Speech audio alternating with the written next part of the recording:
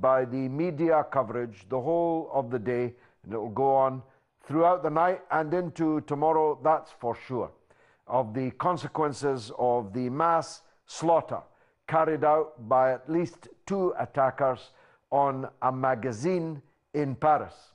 12 people at least were murdered in the attack. 12 people who included 2 Muslims. They were primarily journalists and other workers in a satirical magazine called Charlie Hebdo, based in Paris, about which more later. They were killed in cold blood. They had no arms to defend themselves. They were trapped in their workplace and they were massacred. It is murder, no less than mass murder, and no one can justify it. And anyone who seeks to justify it is, I believe, defaming the religion of Islam, defaming the 2 billion adherents of Islam. I believe that the idea that the Almighty God, the Lord of all the worlds, the creator of the universe, the universes, that God needs some kind of vengeance wreaked on unarmed, innocent people in a newspaper office is, well, not just disgusting as an idea, but patently ridiculous. And the self-appointed avengers who carried out this mass murder will face justice now, one hopes, and on the Judgment Day. Their attack has made the situation of French Muslims and even Muslims in Britain, already beleaguered, much, much worse. I can add another to the death toll. An unborn child of a pregnant Muslim woman has just lost her baby after being attacked in Paris, no doubt as a direct consequence of the hideous attack that took place in Paris yesterday. The truth is that murder begets murder, violence begets violence, fanaticism and extremism begets fanaticism and extremism. It's said, and I've said it, that Charlie Hebdo, the French satirical magazine, is guilty of terrible provocations, not just against Muslims, by the way.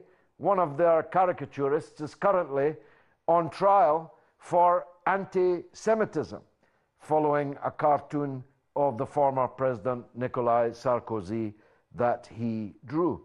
I have seen cartoons from the magazine mocking, making fun of the Holocaust, which is a pretty sacred cow for me and for many, many others.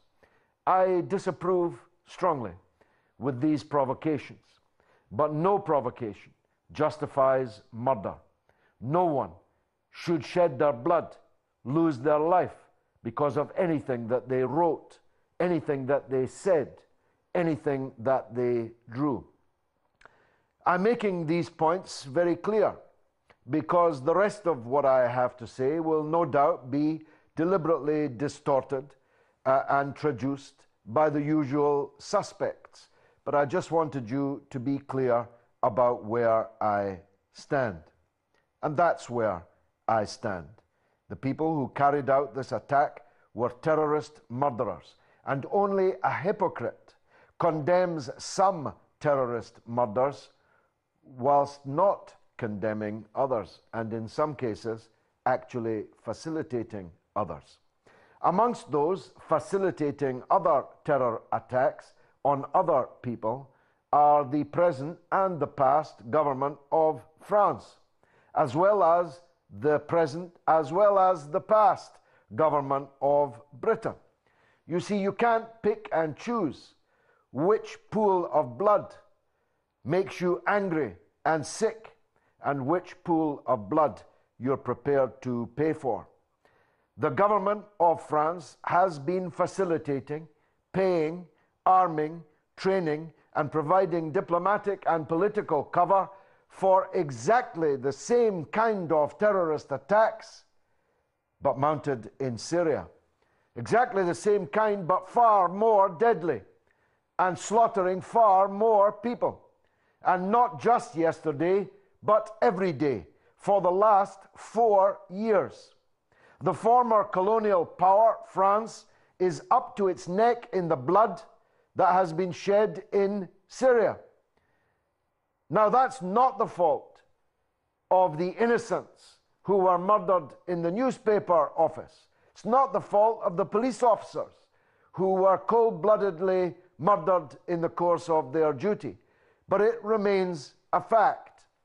And it's a fact of particular moment because the people that France and Britain and the United States and Israel and others in the Persian Gulf, the people that they have been facilitating, the terrorists they've been backing in Syria, are exactly the same kind of people who carried out the terrorist attack in Paris yesterday. These Takfiri, fanatic, Al-Qaeda, ISIS, whatever you want to call them, the people who carried out the murders in Paris yesterday are exactly the kind of people with exactly the same kind of mindset and pledge allegiance to exactly the same terrorist organizations. Yet France and others have strengthened those in Syria and continue to do so, whilst suffering, their citizens at least are suffering the consequences of exactly that kind of terrorism at home. And you'll have to forgive me if I say I told you so. I did warn the British government, the French government, the American government, all governments, I warned them over and over again that the Frankenstein monster that you're building up in Syria will one day be out of control and will hurt you and your citizens and your society. And that's exactly what has happened in Paris yesterday, and it's exactly what has happened elsewhere and what will happen, I have no doubt, in the future. I heard a French journalist on the radio today say, when talking about the brutal professionalism of these murderers yesterday, that for them, she said, it's a war zone. But we, she said, the French are not at war. But that, unfortunately, is simply untrue. France is at war. It's at war overseas, where it's sending its soldiers, and in the case of Syria and Iraq, its aircraft, and sending its special forces, sending its money, its weapons, its political and diplomatic support into war in other people's countries. Well, the reality in the 21st century is that you don't get to pick and choose where the war is. You don't get to restrict the war to other people's countries. Those with whom you are at war, those with whom you are in league in wars, like in Syria, are perfectly capable in this modern globalized world of hurting you here, there, and everywhere. And the problem is, it's almost always entirely innocent people who are murdered. And that's what happened in Paris yesterday. But here's my question. Which of this week's terror attacks will you remember? The proper answer is all of them. But the actual answer is that you'll remember only the terror attacks in Paris. You won't remember even if you ever knew that this very week Israel and the United States killed and maimed civilian people in terror drone attacks. You will not remember that Al-Shabaab in Somalia executed, murdered in cold blood people in that country. You will not remember that ISIS carried out several terrorist attacks in Iraq and in Syria. You will not remember that many terrorist organizations continued to carry out terror attacks in Syria. You will not remember them because the media will make sure that you fixate, and for a purpose, only on one of this week's terrorist attacks.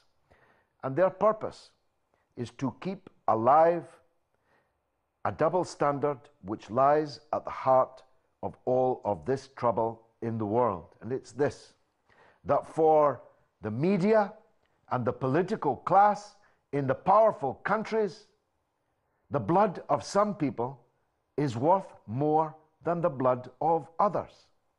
And moreover, they are ready to support the spilling of other people's blood in other countries, hoping, believing, maybe correctly, that the blood being shed in other people's countries will not be much noticed by the public and the voters in the country which is in part responsible. Whereas everyone will have many, many, many days to remember and to dread the consequences of the mass murder in Paris. Already mosques in France have been attacked, some of them with rifles, some of them with grenades. Other bomb plots against French mosques are no doubt being uncovered as I speak. Muslims in many Western countries, including our own, already know that in the wake of this kind of thing, from 9/11 until now, Muslims are in peril. In Birmingham, in England, the city to which I'm about to go, in Birmingham, we have an example of a man on his way back from the mosque, an old man who was beheaded by an anti-Muslim fascist terrorist. He was beheaded just a few weeks, if I recall correctly, before the brutal, cruel murder of Lee Rigby. Not anyone that's watching this will know the name of Muhammad Salim, that old man